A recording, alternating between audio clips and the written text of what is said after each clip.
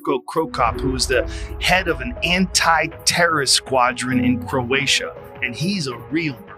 Right leg hospital, left leg cemetery. One of the hardest kickers ever. In a world of trash-talking superstars, there was a man who spoke only with his fists and feet. He wasn't just a fighter, he was a Croatian Commando, a politician, and the most feared striker who ever lived. This is Mirko Cro Cop Filipović. Elite high-level kickboxer. Different rules for him. Yeah. People in the UFC never really they didn't see this guy. This isn't fiction. This is the story of a legend whose left leg became the most feared weapon in combat sports. Kicked him in the body, and his body is like, his shin is like halfway into his body. It's a horrible picture.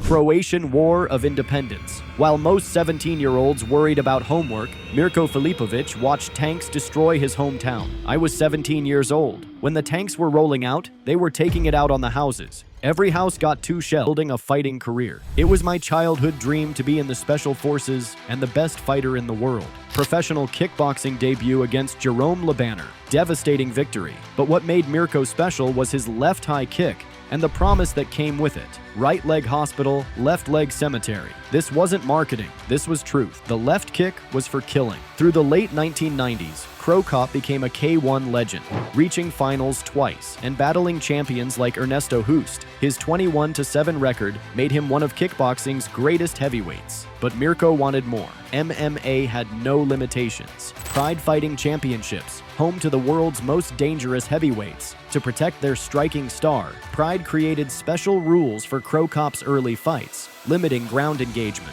Against Kazuyuki Fujita, Mirko needed just 39 seconds, landing a knee that cut his opponent's head. Then came the most legendary stare-down in combat sports. New Year's Eve, 2002, Cro Cop versus Wanderlei Silva, the Axe Murderer. Silva was known for intimidating opponents mentally, but facing Cro Cop was different. These were the eyes of a man who had killed, who understood violence beyond sports. For the first time, Silva was outstared. After transitioning to standard rules, Mirko went on pure destruction mode. He defeated Kazushi Sakuraba before 71,000 fans, still MMA's largest attendance. Against 375-pound Bob Sapp, one straight left fractured the giant's orbital bone. Then came the moment that crowned him, knocking out Igor Vovchanchin, the Ukrainian striker who had never been knocked out before.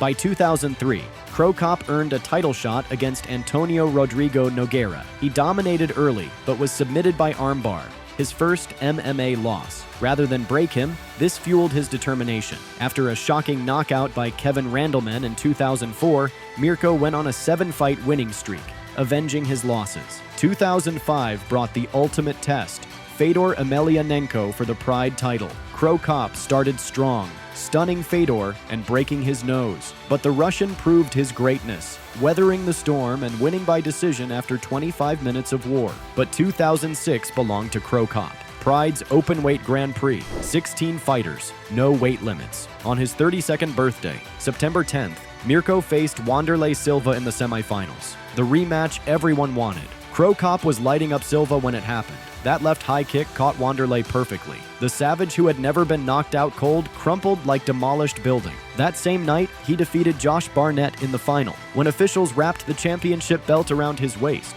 Here's something incredible. While destroying heavyweights, Cro Cop served in Croatian parliament from 2003 to 2007. He literally legislated by weekday and fought on weekends. Only Mirko could balance public service with being the world's most feared striker. By 2006, Pride was struggling, and UFC wanted their top stars. Cro Cop was ranked 3rd best heavyweight globally. February 2007, UFC 67, his octagon debut against Eddie Sanchez. The betting odds had him as a historic favorite. He systematically dismantled Sanchez with first-round TKO.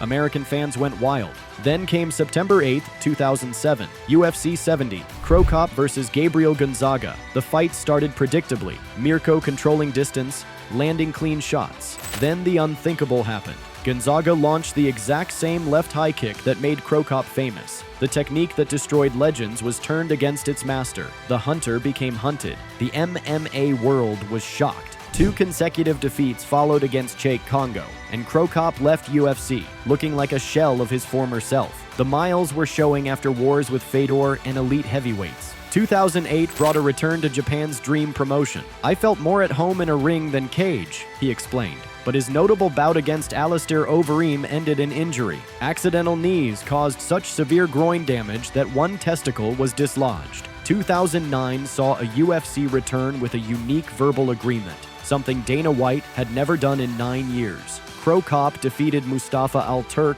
but controversy followed when he allegedly signed with Dream simultaneously. Lorenzo Fertitta personally flew to Croatia to bring him back. His second UFC run brought painful realities. After a TKO loss to Junior Dos Santos, Mirko admitted, "I don't feel the hunger anymore. I've started playing it safe." Wins over Anthony Parash and Pat Barry showed flashes, but Father Time was catching up. At UFC 119, fighting Frank Mir with a herniated disc he'd hidden, Cro Cop was knocked out in the final minute. 2 more knockout losses followed. After 3 straight KO defeats, both Dana and Mirko agreed it was over. He retired from MMA, unable to forgive himself for his UFC failures. But retirement didn't last. 2012 brought a return to kickboxing. In 2013, at age 38, Mirko won the K1 World Grand Prix, 13 years after being runner-up in his prime. 3 fights in one night proved he could still dominate striking. 2015 surprised everyone. UFC re-signed 40-year-old Cro Cop for Gabriel Gonzaga rematch. Could the master avenge his devastating loss? April 2015, Poland. For 2 rounds, competitive but careful. Round 3 changed everything. Sharp elbows in clinch, ground and pound finish. 8 years later, redemption was complete. But months later, controversy struck. Suffering serious shoulder injury, Cro Cop used HGH for 6 days and reported himself to UFC and USADA. "I called to let you know because my shoulder is a disaster. I'm calling so you have this on record." USADA issued a 2-year suspension based on his admission, their first under the new program. "They gave me 2 years for nothing. They were waiting for one big name to launch their program, but they got the wrong person." 2016 brought his final chapter in Japan's Rizin. At 42, oldest fighter in their 16-man Grand Prix, Cro Cop delivered vintage performances, submitting opponents, winning by TKO, fighting twice on New Year's Eve to claim the championship. He became only the 2nd fighter ever to win Grand Prix titles in both kickboxing and MMA. 2018, Bellator signed him for one final fight, February 2019, age 44, against Roy Nelson. Mirko looked sharp, winning by decision, extending his streak to 10 fights. Perfect ending, victorious and dominant. 2 weeks later, fate intervened.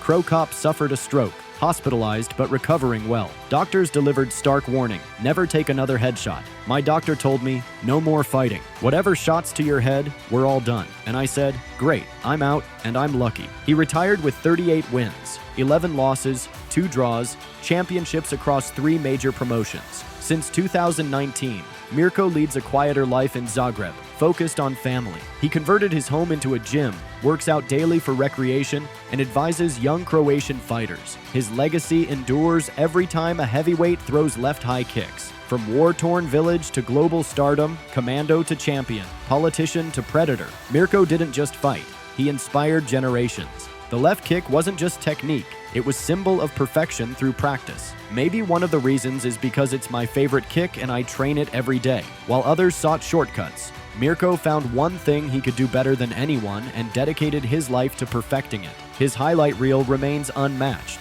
Precision, timing, devastating power, but more importantly, the story behind every knockout. Each victory earned through unimaginable sacrifice. Training with homemade equipment during war, balancing special forces duties with athletic dreams, serving in parliament while destroying dangerous men. Right leg hospital, left leg cemetery wasn't catchphrase. It was promise from a man who understood that in combat, you perform at the highest level or get destroyed. Mirko Cro Cop Filipović didn't just compete, he elevated combat sports, showing what it meant to be a complete warrior. In a world of temporary sensations and manufactured personalities, Mirko remains timeless. Proof that true greatness comes from work when nobody's watching, sacrifice when nobody's counting, dignity when everyone's judging. That's the legacy of the Croatian Commando who became combat sports royalty, the silent assassin whose legend will never die. Today, when fighters step into the octagon and throw left high kicks, they're channeling the ghost of Cro Cop.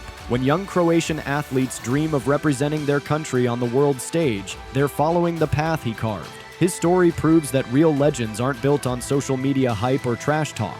They're forged through silent dedication, unbreakable will, and the courage to serve something bigger than yourself. Mirko Cro Cop Filipović showed us what it truly means to be a warrior, not just in the ring, but in life. From the battlefields of Croatia to the bright lights of Pride FC, from parliament halls to hospital beds, he faced every challenge with the same quiet dignity that made his left leg legendary. Which Cro Cop moment gave you chills? Was it that ice-cold stare-down with Wanderlei, the emotional breakdown after winning Pride, or maybe his incredible redemption against Gonzaga 8 years later? Drop your favorite moment in the comments below. I read every single one. If this story of a real-life warrior inspired you, smash that like button and subscribe for more legendary fighter breakdowns. We've got incredible stories coming up about fighters who transcended their sport and became true icons. Hit the notification bell so you never miss when we drop these deep dives into combat sports history. Thanks for taking this journey with me through the life of Croatia's greatest export.